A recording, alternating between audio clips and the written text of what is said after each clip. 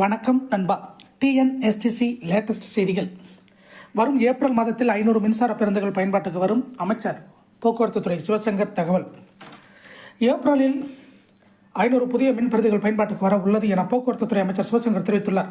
சட்டப்பேரவையில் கேள்வி நேரத்தில் பேசிய விசிக உறுப்பினர் ஆலூர் ஷானவாஸ், ஓட்டை உடைசல் பேருந்துகள் என தொடர்ந்து சமூக வலைதளங்களில் புகைப்படங்களும் வீடியோக்களும் பகிரப்பட்டு வருகிறது.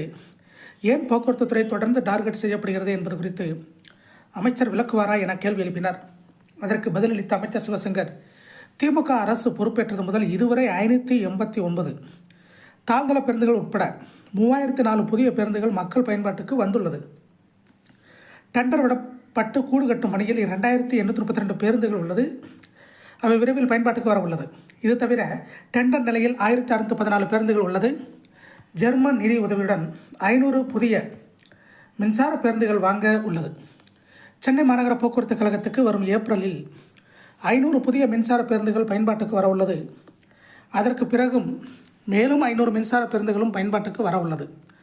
அதிகாரிகள் கவனக்குறைவு காரணமாகவே பழுதான பேருந்துகள் அனுமதிக்கப்பட்டு விடுகிறது. தவறு செய்யும் அதிகாரிகள் மீது நடவடிக்கை எடுக்கப்பட்டு வருகிறது. அரசு பள்ளி மாணவர்களின் எண்ணிக்கை அதிகரித்ததன் காரணமாக பள்ளி நேரத்தில் பேருந்துகளில் கூட்ட நெரிசல் ஏற்படுகிறது. குறிப்பிட்ட நேரத்தில் அதிக பேருந்துகளை இயக்க நடவடிக்கை எடுக்கப்பட்டுள்ளது. இவ்வாறு அவர் கூறினார்.